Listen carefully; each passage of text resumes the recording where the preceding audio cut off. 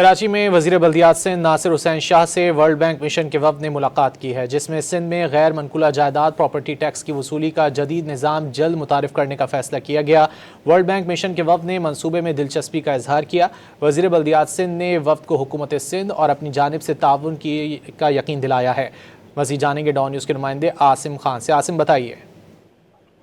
یہ وزیر بلدیات سندھ ناصر حسین شاہ سے ورلڈ بینک مشن کے وفد کی ملاقات ہوئی ہے، جس میں صوبے میں غیر منقولہ جائیداد پراپرٹی ٹیکس کی وصولیابی اور جدید نظام جلد متعارف کرایا جائے گا۔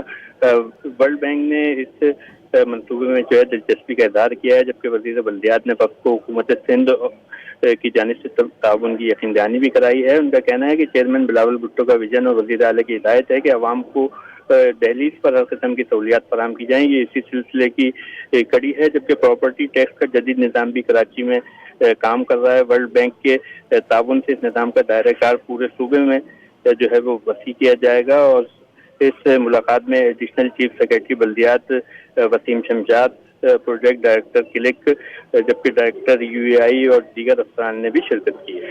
عاصم ساتھ ہی رہیے گا، اس خبر کے حوالے سے بھی تفصیلات جانیں گے آپ سے۔ یوم عاشورہ محرم الحرام کے لیے کراچی واٹر کارپوریشن نے پانی کی فراہمی اور نکاسی کے خصوصی انتظامات کی ہدایت کر دی ہے۔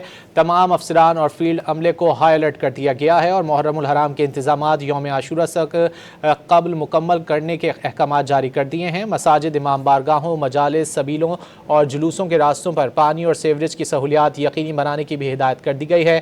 مزید جانیں گے عاصم خان سے۔ عاصم بتائیے گا، واٹر کارپوریشن نے محرم فراہمی آپ کے لیے کیا انتظامات کیے ہیں؟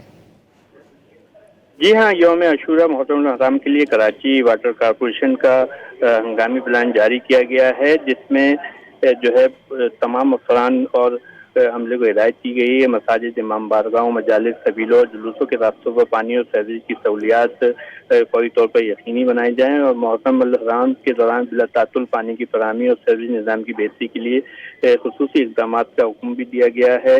جبکہ سیوریج لائنوں کی صفائی، مین ہولز کی مرمت اور ڈھکنوں کی دستیابی بھی یقینی بنانے کے احکامات جاری کیے گئے ہیں۔ ہائیڈرنٹ سیل کو مجالس، جلوسوں، سبیلوں اور امام بارگاہوں کو ضرورت کے مطابق پانی فراہم کرنے سمیت دیگر ہدایات جاری کی گئی ہیں، جس کے لیے ایک مراسلہ بھی جاری کیا گیا ہے۔ بہت شکریہ عاصم خان ان تفصیلات کے لیے۔